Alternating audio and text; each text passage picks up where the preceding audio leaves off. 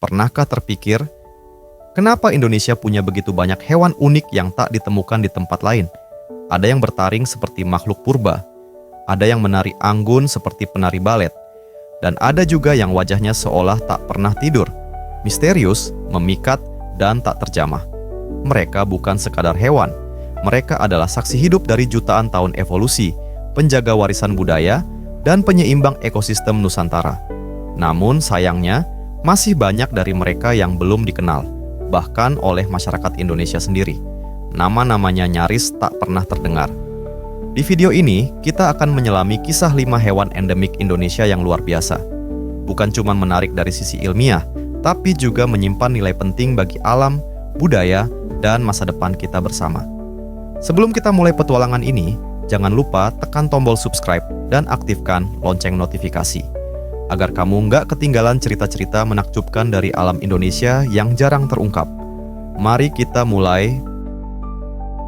Dari balik semak lebat hutan Sulawesi, muncul sosok yang terlihat seperti persilangan antara babi dan makhluk purba. Inilah babi rusa, atau dalam bahasa Latin disebut babi rusa celebensis. Hewan ini adalah endemik Sulawesi dan pulau-pulau sekitarnya, seperti Buru dan Taliabu. Yang paling mencolok, taring melengkung dari pejantan yang menembus moncongnya sendiri ke arah dahi, terlihat seperti tanduk, tapi berasal dari gigi taring yang tumbuh ke atas, bukan ke bawah. Secara ilmiah, babi rusa bukanlah babi biasa.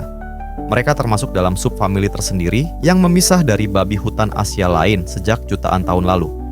Pola makannya juga unik. Mereka omnivora oportunis yang makan buah, akar-akaran, hingga serangga kecil, dan memainkan peran penting sebagai penyebar biji di hutan. Namun, di balik keunikannya, babi rusa menghadapi ancaman serius. Menurut IUCN, spesies ini kini berstatus rentan hingga terancam punah, tergantung subspesiesnya. Penyebabnya, deforestasi besar-besaran untuk perkebunan kelapa sawit dan penebangan liar, ditambah perburuan ilegal untuk daging dan kulit. Yang menarik, beberapa suku lokal seperti suku Bolaang Mongondo dan Gorontalo memiliki kepercayaan adat yang melarang perburuan babi rusa. Ini menunjukkan bahwa pelestarian satwa tak melulu soal hukum formal, budaya juga punya peran besar. Dalam konteks konservasi modern, Taman Nasional Nantu di Gorontalo menjadi lokasi utama perlindungan babi rusa. Yayasan seperti Yayasan Adudu juga terlibat aktif melakukan patroli hutan, edukasi masyarakat, dan bahkan penelitian genetika untuk memahami populasi dan evolusi spesies ini. Babi rusa bukan hanya harta karun zoologi Indonesia, tapi juga bukti bahwa keanekaragaman hayati kita tidak kalah dengan daratan Amazon atau Afrika. Jika habitat mereka hilang, kita kehilangan bagian penting dari sejarah alam Nusantara. Di pesisir Kalimantan, saat matahari mulai turun dan air pasang naik perlahan, terdengar suara khas dari pepohonan bakau. Sekelompok monyet berhidung panjang melompat dari dahan ke dahan. Inilah bekantan, Nasalis larvatus, primata endemik Kalimantan yang menjadi ikon fauna provinsi tersebut. Yang paling mencolok tentu saja hidungnya. Pada jantan dewasa, hidungnya bisa sepanjang 10 cm, menggantung hingga ke mulut. Uniknya, ukuran hidung ini bukan cuma penampilan. Secara evolusioner, hidung besar membantu memperkeras suara panggilan jantan, semacam pengeras suara alami, untuk menarik perhatian betina dan menunjukkan dominasi ke jantan lain. Secara biologis, bekantan adalah spesies yang sangat tergantung pada ekosistem hutan rawa dan bakau.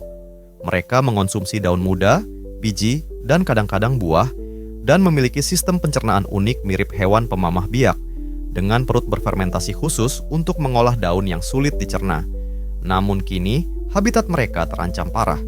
Deforestasi untuk sawit, tambang, dan pembangunan infrastruktur membuat hutan-hutan bakau dan rawa gambut tempat mereka tinggal menyusut drastis. Menurut IUCN, status bekantan adalah terancam punah. Diperkirakan hanya tersisa sekitar 5.000 sampai 10.000 ekor di alam liar, dan jumlah ini terus menurun. Di sisi lain, upaya konservasi mulai bergerak. Beberapa kawasan seperti Taman Nasional Sebangau dan Tanjung Puting dijadikan habitat perlindungan. Lembaga seperti Yayasan Sahabat Bekantan Indonesia, SBI, aktif melakukan penyelamatan individu yang terluka atau disita dari perdagangan ilegal. Mereka juga melakukan reintroduksi, memulangkan bekantan ke alam setelah pemulihan. Selain itu, pendekatan berbasis masyarakat kini semakin penting.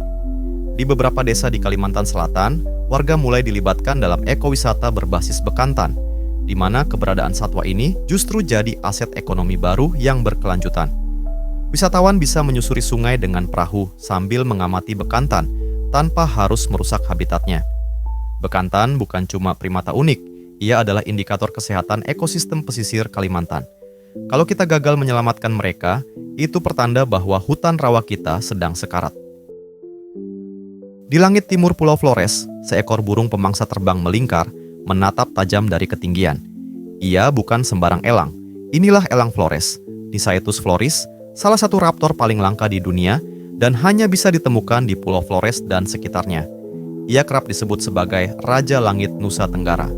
Secara ilmiah, elang Flores adalah bagian dari genus Nisaetus, kelompok elang pemangsa besar dengan jambul khas di kepalanya.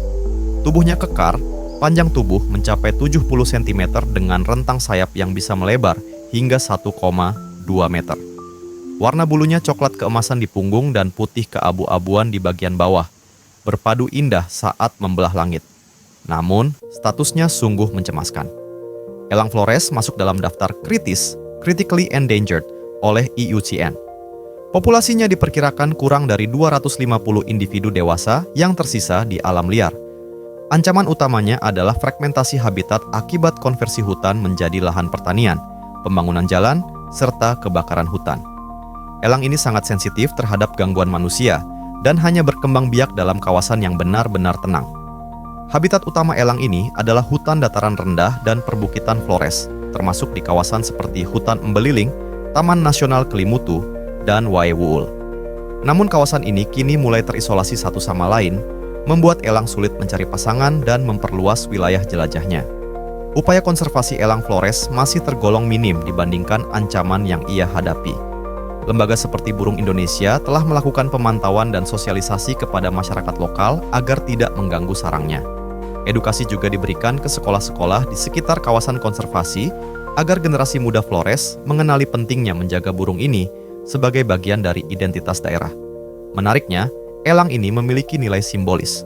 Dalam beberapa komunitas adat di Flores, burung ini dipercaya sebagai penjaga gunung atau pertanda roh leluhur yang sedang mengawasi. Mitos ini bisa menjadi titik temu antara konservasi ilmiah dan pelestarian budaya lokal. Jika elang Flores punah, kita tak hanya kehilangan spesies burung, kita kehilangan satu bab penting dalam warisan evolusi Indonesia Timur. Di antara rimbunnya hutan hujan Papua, ada satu penghuni malam yang nyaris tak pernah terlihat manusia. Ia pendiam, pemalu, dan lebih suka bergelantungan tenang di atas pepohonan. Namanya kuskus beruang, Ailurops ursinus. Mamalia, berkantung yang unik dan hanya ditemukan di Papua, serta pulau-pulau sekitarnya seperti Waigeo dan Misol. Meski namanya beruang, hewan ini bukan kerabat dekat beruang sama sekali. Ia justru bagian dari keluarga marsupialia, seperti kanguru dan koala. Disebut kuskus beruang karena tubuhnya besar, tegap, dan berbulu tebal, mengingatkan pada beruang mini versi tropis. Beratnya bisa mencapai 8 kg, menjadikannya salah satu marsupial terbesar di kawasan ini. Kuskus beruang aktif di malam hari dan hidup di kanopi hutan. Makanan utamanya adalah daun-daunan muda dan buah, dan ia berperan penting sebagai penyebar biji dan pemelihara ekosistem hutan. Sayangnya, perilaku lambannya membuat kuskus ini sering jadi sasaran empuk pemburu. Saat ini, kuskus beruang dikategorikan sebagai rentan vulnerable oleh IUCN. Ancaman terbesarnya adalah perusakan habitat akibat pembalakan liar dan pembukaan lahan, serta perburuan untuk dijadikan hewan peliharaan atau konsumsi. Di beberapa daerah, kuskus ini juga ditangkap karena dianggap tanda keberuntungan. Suatu mitos yang ironis, karena keberadaan mereka justru semakin langka. Konservasi kuskus beruang menghadapi tantangan besar, terutama karena kurangnya data populasi dan kesadaran masyarakat. Namun, upaya mulai dilakukan. Beberapa kawasan hutan lindung di Papua telah ditetapkan sebagai habitat penting, dan program edukasi berbasis komunitas mulai diperkenalkan oleh organisasi lokal seperti Yapenda dan WWF Indonesia. Menariknya, di beberapa budaya Papua, kuskus dianggap hewan keramat, dihormati, tidak boleh sembarang diburu. Nilai-nilai adat seperti ini bisa menjadi kunci konservasi yang lebih berkelanjutan karena mengakar langsung dalam kehidupan masyarakat. Kuskus beruang adalah simbol kehidupan malam Papua yang damai dan rapuh. Menyelamatkannya bukan hanya soal menjaga satu spesies, tapi menjaga keseimbangan hutan hujan yang jadi paru-paru Indonesia Timur. Dari balik lebatnya hutan Halmahera, suara nyaring dan tarian anggun sering terdengar sebelum fajar. Bukan mitos, bukan legenda, tapi burung bidadari Halmahera, Semioptera wallacii. Makhluk menakjubkan yang dulu bahkan membuat Alfred Russel Wallace, pelopor teori evolusi, terkesima. Burung ini adalah anggota keluarga cendrawasih, namun memiliki gaya yang unik. Ia punya 2 pasang bulu putih mencolok yang dapat ditegakkan dari sisi tubuhnya saat menari untuk menarik perhatian betina.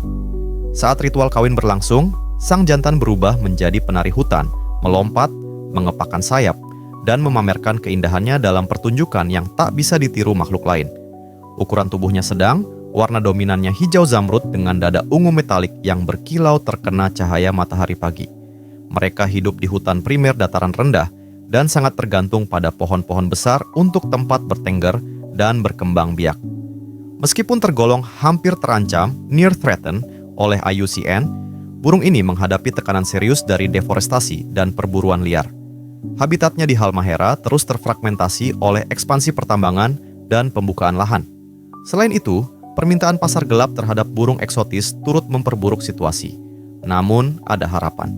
Beberapa kawasan konservasi di Halmahera seperti Cagar Alam Aketa Jawe Lolobata telah ditetapkan sebagai habitat penting. Program pemantauan populasi dan edukasi masyarakat lokal juga sedang dikembangkan oleh Burung Indonesia dan mitra internasional seperti BirdLife. Keunikan burung ini bahkan telah mendorong banyak peneliti, fotografer, hingga pembuat film dokumenter datang ke Halmahera. Setiap penampilan burung ini bukan hanya pertunjukan alam biasa, tapi pengingat akan kekayaan biologis yang harus dijaga. Burung bidadari Halmahera bukan hanya simbol pesona eksotis timur Indonesia, tapi juga bukti bahwa keindahan alam tidak akan bertahan tanpa upaya nyata untuk melindunginya. 5 hewan endemik Indonesia ini bukan hanya unik, mereka adalah representasi dari sejarah panjang evolusi, adaptasi, dan keajaiban alam yang hanya bisa ditemukan di negeri kita. Dari langit Halmahera sampai dasar hutan Papua, mereka membentuk jejaring kehidupan yang kompleks dan rapuh. Namun sayangnya, semakin banyak dari mereka yang kini hanya bisa kita temui di buku-buku atau video dokumenter. Habitat yang menyusut, perdagangan ilegal, dan minimnya kesadaran masih menjadi tantangan utama. Dan kalau kita diam saja, bisa jadi cerita mereka hanya akan berakhir sebagai catatan kaki dalam sejarah keanekaragaman hayati Indonesia. Tapi harapan belum hilang. Edukasi, konservasi, dan kolaborasi bisa menyelamatkan mereka. Banyak organisasi lokal hingga internasional yang bekerja di lapangan, namun mereka tak bisa bekerja sendiri. Peran kita, sekecil apapun, tetap berarti, entah dengan menyebarkan informasi, mendukung program konservasi, atau sesederhana tidak membeli satwa liar. Indonesia adalah surga biodiversitas dunia. Tapi surga ini perlu dijaga, bukan hanya untuk kita, tapi untuk generasi setelah kita.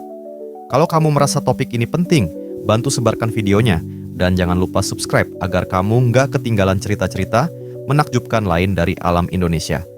Sampai jumpa di episode berikutnya.